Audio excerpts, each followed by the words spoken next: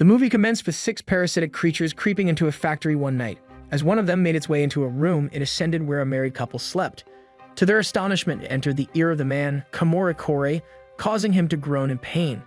His wife inquired about his discomfort, but he simply returned to sleep. Meanwhile, another man named Shiniki Asumi was peacefully sleeping in his room when a parasite fell from the ceiling, attempting to enter his ear. However, Shinichi had a headset, so the parasite tried to enter through his nose instead. In a moment of surprise, Shinichi grabbed and threw it against the wall, but it leaped towards his hand and entered his arm as he attempted to crush it with a paper. Shinichi struggled to remove it, tying his arm to prevent its spread through his body. Suddenly, his mother, Nobuko, entered the room, questioning his actions. He claimed there was a snake in his room and showed his tight hand, with his mother assuming it was due to the music he was playing. The next morning, Shinichi expressed concern to his mother about his right hand feeling strange. She suspected it might be because he slept on that side, causing it to go numb. As they bid farewell, Shinichi headed downstairs to school while his mother cooked eggs. On the other hand, Kamore Mori also woke up, noticing his eyes changing direction in the mirror. He approached his wife and suddenly, his face opened up, devouring her head. At school, Shinichi observed his right hand and Satomi, teasing him, attempted to touch her face using his hand, accidentally touching her chest, leading to her walking out. During class, as the teacher lectured, Shinichi accidentally dropped his eraser and his hand suddenly elongated to reach it, surprising everyone, including himself. While playing basketball, a classmate passed the ball to Shinichi from a distance, and he shot the ball backward, astonishing everyone when it went into the basket. He looked at his right hand in amazement. Upon returning home, Shinichi immediately sought information about the unusual movements of his hand. Suddenly, he noticed an eye opening on it. Shinichi examined it and used his cutter to poke it, causing a creature to emerge from his hand. Startled and frightened, he lay on his bed as the creature transformed into long fingers with an eye and a mouth. It spoke, questioning Shinichi about what he was. In return, it asked Shinichi what he was. Shinichi simply stated that it was his right hand, and it repeated after him. The creature then requested to be taught how to speak. Meanwhile, Koru was watching TV when his children arrived, finding his wife lying down. Back at Shinichi's home, he was trying to convince himself that it was just a dream while the parasite was learning the Japanese language. Shinichi asked the parasite if it knew the hospital, and it replied that he would have his hands severed there. Miji, the parasite, mentioned that Shinichi would die if it were removed. In the library, the parasite continued searching for information in books when Shinichi called it a monster. However, it insisted that monster didn't fit and requested to be called Miji instead. At Shinichi's school, they watched a practice session of sword and archery fights while Shinichi was painting. His classmate Satomi approached him, expressing her displeasure with Shinichi's actions towards her the previous day. Although he was about to give an excuse, he opted to apologize instead. Satomi and her classmates teased Shinichi about his painting, so he poured a chemical on it and started again. In a convenience store, a customer suddenly changed appearance in front of the counter and cashier. Meanwhile, a woman hailed a taxi, and after sitting inside, the driver asked where they were headed. However, the driver transformed and consumed her. A series of murder events continued as the parasites infected their hosts. While on the bus, Shinichi read about a creature, and suddenly Miji pressed a button to make them get off. They found themselves in front of the real brain-eating creature. Despite Shinichi's reluctance, Miji dragged him towards it. They entered the back of a restaurant and saw the monster feasting on brains. The creature greeted them, and Miji conveyed his feeling that the monster intended to kill Shinichi. Recognizing Shinichi's vulnerability as just a human, Miji directed him to run. Miji confronted the creature, stating that if it attacked Shinichi, Miji would kill it. Understanding that killing Shinichi meant Miji's own demise, the monster ordered Miji to leave Shinichi's body. As the creature was about to decapitate Shinichi, Miji intervened, severing the creature's head and hands, ultimately killing it. Miji mentioned that he learned this method of killing. Now sitting, Shinichi remarked to Miji that he essentially killed his friend for him. However, Miji clarified that it wasn't for Shinichi's sake, but to save himself, as he would die if killed by the creature afterward. Shinichi entered the supermarket and saw his mother working at a pharmacy. She noticed him and instructed him to go home. Concern was evident on Shinichi's face until they arrived home. In their room, the two discussed the escalating murder cases involving parasites. They couldn't understand each other due to their differing moralities. The police arrived at the crime scene where they found the parasite's corpse. They were still confused and couldn't explain the unique aspects of the parasites to humans. As Shinichi lay on the bed, unable to sleep, Miji was researching about the world. The next day during a gathering at school, Miji detected another fellow parasite. When the principal introduced the new teacher, Miji revealed that this parasite is named Tommy Ako. She immediately sensed Shinichi from the crowd and gave him a hostile glare. Afterwards, Shinichi followed her, sensing that Shinichi was tailing her. She told him that she wasn't at the school to cause trouble. She added that she wanted to live a normal life, and upon seeing Satomi looking at them, she abruptly ended the conversation. She arranged to meet him in an isolated place. Two more parasites named A and Hideo Shimada arrived. Tomiya introduced them to each other and urged them to cooperate to survive. While talking, Tomiya revealed that she had engaged in intercourse with A as part of her experiment, resulting in her becoming pregnant with a normal human baby. She expressed her desire to understand her purpose in the world and live peacefully among humans. They warned Shinichi not to reveal anything about them, or they would take his school hostage. Upon leaving, Miji cautioned Shinichi to be wary about, as he had intentions of killing them at their headquarters. A and Hideo were having lunch while Tomiya attempted to eat human food. Meanwhile, Shinichi and Nobuko were eating as well. Nobuko tried to engage in conversation with Shinichi, but he continued to avoid her despite Shinichi's rejection. Nobuko persisted until Shinichi finally got irritated. While expressing her concerns, Nobuko touched his hand, prompting him to remove it and walk out. While Shinichi was painting, Miji came out and inquired about his mother. Shinichi suddenly felt guilty for his attitude towards his mother and remembered her sacrifices for him. Miji was amazed and mentioned that he couldn't understand humans. The next night, as Shinichi walked home, Miji sensed A's bloodlust. Miji reminded Shinichi to be cautious as he passed by A. When Shinichi was close to A, he quickly ran past him unnoticed and began following him in a secluded alley. They ambushed A, and Miji immediately asked what he wanted. A replied saying he was not like Tomiya. Miji attempted diplomacy, but mentioned that he was dangerous because he killed his own kind. Miji stopped talking, and they both transformed into battle stances. Attacked, and Miji defended. Amid their fierce battle, Miji signaled Shinichi to approach A until he could attack. Despite the fear, Shinichi walked closer to A until he was able to stab him.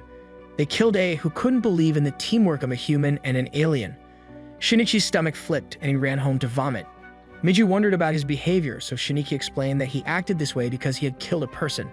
Miji tried to comfort Shinichi, saying that the person was no longer human and the parasite had consumed their brain. After finishing her work, Nobuko went to buy dinner. On her way home, she passed by the secluded alley where A was fatally injured. She saw him and quickly approached, thinking he needed her help. In Shinichi's room, Miji suddenly alerted and immediately informed Shinichi about the impending danger. Gradually, the threat approached, and Shinichi went down, grabbed a knife while hiding. Shinichi couldn't believe his eyes when he saw Nobuko at the front door. She entered their house acting strangely, and Miji quickly said that she was no longer his mother but A. Upon hearing this, Shinichi's world crumbled. Unable to accept what happened to his mother, he pointed a knife at Miji, thinking he was being deceived. Miji started talking, further damaging Shinichi's mental state as he tried to communicate with his mother. Shinichi apologized, but it was too late. She suddenly transformed and attacked Shinichi, piercing his heart. He collapsed while Miji worried about him. Before leaving, told Miji that she would die with Shinichi because she failed to take over his mind. After he left, Miji entered Shinichi's fatal wound. The next day, Shinichi woke up while washing his own dried blood, realizing he had a wound. He quickly went to the bathroom to check it. As he took off his shirt, there was no hole in his chest, just a scar. Miji emerged and explained that he used a part of his body to cover the hole in Shinichi's chest, including his heart. He added that it was an experiment, and fortunately, it succeeded. Instead of being happy, Shinichi said he might as well have died. Shinichi was deeply grieving because he couldn't even protect his mother. Later that morning, as Shinichi went out, he encountered Satomi. She asked why he hadn't come to school for 4 days, but Shinichi ignored her. It was noticeable that Shinichi's behavior had changed. Satomi tried to approach him, but he walked away, ignoring her. In Tamiya's laboratory, Shinichi revealed information about A's rampage, thirsting for revenge. Shinichi asked where A was, however, Tomiya stated that she didn't know where A was, and even if she did, she wouldn't tell. Miji asked why Tomiya introduced A to them in the first place, and she responded that it was for the experiment. This angered Shinichi, and he drew his knife. Instead of being scared, Tamiya approached and said they had sparked her interest. As she walked away, Shinichi threw his knife at Tamiya. She effortlessly caught the knife and threw it back at Shinichi, who managed to dodge it. Shinichi went home and talked to Nobuko's painting, expressing his determination for revenge. The next day, the police began investigating the series of victims, assuming it was a cannibal serial killer. Meanwhile, Shinichi and Miji continued searching. While in a crowd, Miji detected 2 parasites. Upon blending into the crowd, they discovered that the mayor Hakua and his companion were parasites. At home, Miji couldn't believe what he saw and expressed his opinion about it. While discussing, the doorbell rang. 2 police officers investigating the parasite attacks appeared. They interviewed Shinichi, who denied knowing anything about it. At school in the locker rooms, Shinichi and Miji continued their search for clues regarding the parasites. Satomi approached Shinichi again, trying to comfort him, but Shinichi continued to ignore her while organizing his things in the locker. Miji suddenly alerted him, saying that a parasite was approaching. Hideo Shimada, a new student, arrived and shook hands with Shinichi. Shimada intentionally exerted force in the handshake, and Shinichi reciprocated. He smiled at Shinichi and left afterward. In Tamiya's laboratory, Tamiya and Hideo discussed the 2 individuals. Tamiya mentioned that Shinichi's body had developed alongside Miji, suggesting that Shinichi might have adapted Miji's strength. In Shinichi's room, Miji informed him that his cells were now fused with Shinichi's body since the day he covered Shinichi's wound. Miji had been feeling drowsy, and after a while he fell asleep and quickly entered Shinichi's hand. Meanwhile, the 2 police officers checked the records of parasite victims and discovered that you can identify a parasite if the strand of their hair curls when pulled out. The parasites held a meeting to discuss Shinichi and Miji. They were all interested in the outcome of the 2. Tamiya also warned them not to attack Shinichi and Miji while she conducted an experiment on them. As Tamiya was leaving, Takeshi asked about the child she was expecting. Tamiya mentioned that it was developing as an ordinary human baby. After class, Satomi waited for Shinichi outside the school. She greeted him, and the 2 bonded as Satomi missed him.